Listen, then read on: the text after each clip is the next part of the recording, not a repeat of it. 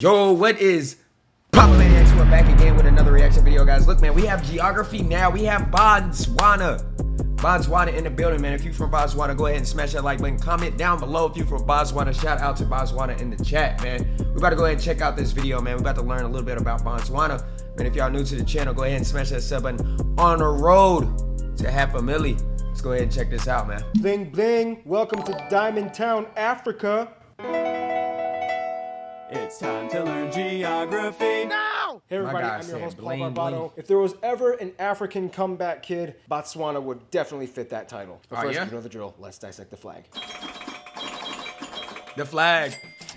The flag is pretty simple. It has a blue field cut horizontally by a black stripe with a white frame. The blue represents water, or more specifically rain, as it is a precious resource the country relies on and sustains life of the country. The black So it and white rains a frame lot in also has Botswana? two meanings. The first one being that Botswana is a country of diverse cooperation between people of different races that work in harmony, and the second that it represents the stripes of a zebra. Easy. Moving on.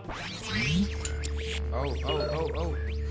Botswana's location is kind of serendipitous in that for the longest time, they didn't even realize that they were sitting on buried treasure. First of all, Botswana is located in the southern area of the African continent, about the same size as France, and is bordered by 4 other countries. Looking at the map, you would think Botswana is only bordered by Namibia, South Africa, and Zimbabwe, but if you look very close at the northeastern tip where the Chobe River meets the Zambezi, you see the Zambezi quadrupoint in which all 4 countries meet. This spot has the ever so narrowest of borders, only a few dozen meters wide, that Botswana has with Zambia on the Zambezi River. This area is right on the A33 road that takes you to the Kazungula ferry, the only place in all of Botswana that gives you access to Zambia directly from Botswana. This is also the only part of Botswana that touches the world-famous Zambezi River, which has been historically used for centuries for navigating across the African savannas. It's kind of funny though, because when drawing the borders, they probably could have taken more, but Namibia was like, oh hell no, I'm gonna go get some of that Zambezi, y'all. Look at me, I got this dry skeleton coast, I needs my hydrations. Botswana's capital and largest city is Gaborone. If you speak Setswana, it's pronounced Gaborone. Located close to the border of South Africa, and the country is divided into 9 districts. With the exception of Namibia's straight and quite frankly very distinct and noticeably well-marked border with Botswana, the Caprivi Strip, most of the borders are rivers, like the Chobe, Limpopo, the Shashe, which by the way, in the very east, Zimbabwe was like, look, I know we're using this river as a border, but I'm just gonna draw a radius around the station of Tuli, and everything in that circle is mine to use as a wildlife reserve, even if it does cross the river.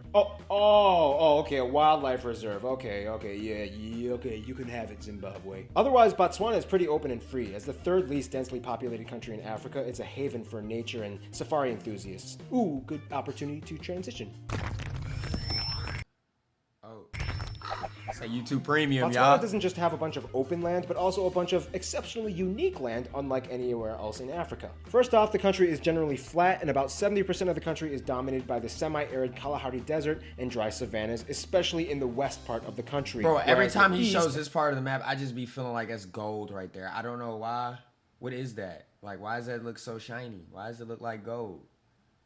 I don't know. Every time they show the map, it's gold right there. And the north parts are generally greener. In the far north and the northwest district, you have one of the strangest natural phenomena, the Okavango Delta. Now, if you've heard of this place, contrary to what you may have been told, this is not actually the world's largest inland delta. There are 2 others that pass it in Mali and Sudan. However, this world-renowned UNESCO heritage site sticks out because of the way how the delta operates. Basically, the Okavango River meanders into geological faults that, in response, spread the waters out into a vast network of channels, creeks, and wetlands. Now, here's the thing. Every year, rainwater from the highlands of Angola come down and surge into the Okavango, causing the entire flood basin to swell up to 3 times its permanent size between March and June. For the next few months, the entire area becomes this weird, shallow, swampy wetland with an abundance of wildlife that flourishes in it. In fact, one of the strangest things about this area is that it is one of the few places where you will find animals that, contrary to their cousins in the other areas, have completely adapted to the hydrated landscape. You can see swimming cheetahs, lions, and even hyenas fully acclimated to the conditions that surround them. Nothing is scarier than knowing that a cheetah can swim after you. Finally, at the latter months of the year, the Okavango dries up again, and about 60% of it is absorbed by plants, over 30% is evaporated, and the rest is either transpired into underground aquifers or drained into Lake Nyami. Now, granted, Botswana is dealing heavily with drought and desertification in their country and is trying to combat it with legislative action. To the east, you have the even stranger Makadi-Gadi and Suapans, which are 2 large salt basins basins, just like Salar de Uyuni that we learned 2 episodes ago. Remember? Remember? This area used to be a lake that eventually dried up and is actually the site of Botswana's largest salt and sodium carbonate mines. If you look closely, you can even see the mines close to the eastern edge of the basin. No, those green rectangles are not crop fields. Those are actually well fields and solar evaporation ponds. Bro, why I thought that's exactly what it was. Look, y'all, I live in a country place, you know what I'm saying? If you, like, when the plane leaves the airport, that's exactly what it's looking like right there. Like, you know what I'm saying, crops and, you know what I'm saying, that's what a farm, like, that's what it looked like, bro. That's what it looked like when you leave the airport where I'm from.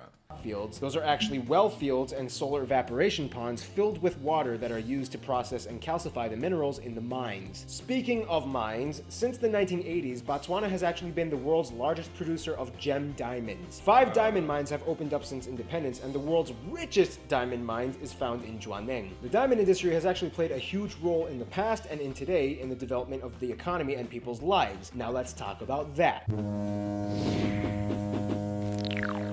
Botswana is kind of like the place that you would be proud of if it was your little adopted African son. Unless if you were well, I mean, Africans can adopt Africans too. You would be proud of it if it was your son. First of all, Botswana has just a little bit over 2 million people, the majority of whom about African son. Unless if you were well, I mean, that. Botswana is kind of like the place that you would be proud of if it was your little adopted African son. Unless if you were well, I mean, Africans can adopt Africans too. You would be proud of it if it was your son. First of all, Botswana has just a little bit over 2 million people, the majority of whom, about 80%, identify as ethnically Tswana, which is also where Botswana gets its name from, Botswana. Other minority groups include the Kalanga, the Basarwa, the Kagalagadi, and a small percentage of the population is also white, mostly descendants from former English and European settlers during the colonial days. Actually, recently, there's been a huge influx of white people moving into Botswana from neighboring Zimbabwe, as the president Robert Mugabe, if you could even call him a president, much less a 3-decade-long dictator, has instituted laws that actively discriminate and oppress the white minority, unless if you are like super talented, like Christy Coventry, who won 7 Olympic medals and ain't no way, gold. bro. Ain't no way the white folks is getting discriminated, bro. Where the white folks getting discriminated at, bro? Dictator has instituted laws that actively discriminate and oppress the Zimbabwe? white minority, unless if you are like super talented, like Christy Coventry, who won 7 Olympic medals, including 2 golds for Zimbabwe in the 2004 and 2008 Olympics, and Mugabe called her a daughter of Zimbabwe and gave her $100,000. Oh, sorry, back to Botswana. Essentially, pretty much everybody in the country speaks English. The Tswana people might speak Tswana or Setswana, and many of the white people might speak Afrikaans as well as a second language. For those of you who don't know, by the way, Afrikaans is kind of like an Africanized Dutch. Long story short, Botswana used to be part of the British Empire under the name of Bechuanaland. Okay, let's just get it over with and get the pun out, because I know you'll go crazy if I don't. Bechuanaland in Bechuanaland. There, you happy now? Moving on. The interesting thing, though, is that Botswana actually has very fascinating tribal groups found along the rural areas of the country. One of the most sought-after people groups for studies by sociologists would have to be the San Bushmen, found in the northern regions by the Okavango Delta. The San Bushmen people speak a Khoisan language, which is saturated with these unique click sounds. Many dialects can even have up to 48 different click consonant sounds. The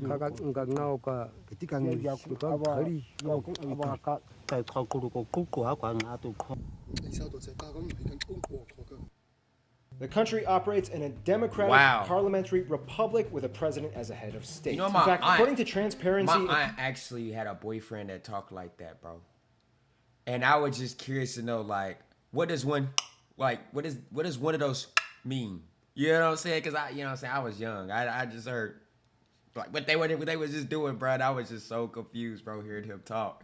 I was just shocked to hear it. International. Botswana actually has the least corrupt government in all of Africa, on par with countries like Portugal and South Korea. Culturally, Botswana identifies closely with other countries in the South African region. About 70% of the people identify as Christian, and regular church attendance is actually pretty high. The rest are either non-religious or ascribe to folk religions. Essentially, though, Botswana used to be one of the poorest countries, but today has developed a steady economy and infrastructure that has made it into the 4th largest GDP in all of Africa. Africa, on par with countries like Mexico and Turkey. This is partially thanks to the mining industry, but also to the new financial sector that Botswana is heavily investing in. With strong fiscal policies and free market enterprises, Botswana was able to nab over $7 billion in foreign exchange reserves just about 10 years ago. Today, Botswana has Africa's highest credit rating, and with a well-capitalized system which allows high interest rates, Botswana seems to be doing something incredibly right. I'm coming for you, Switzerland! Wow, Botswana, looks like you've stepped into the international limelight. Now let's see how that's going for you.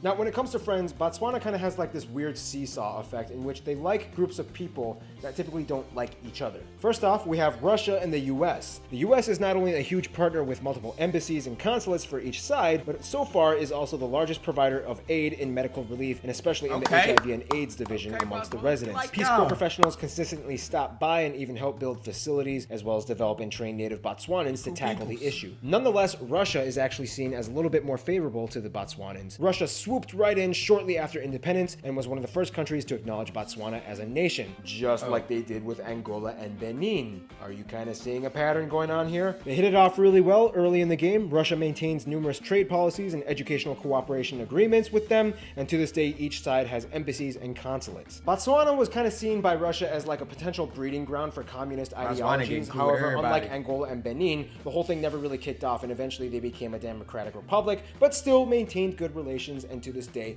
Botswana is one of the countries that Russians do not require a visa to enter. Then you have Israel and Pakistan. Pakistan has been a favorite. In the US, we don't require a visa to go to Puerto Rico.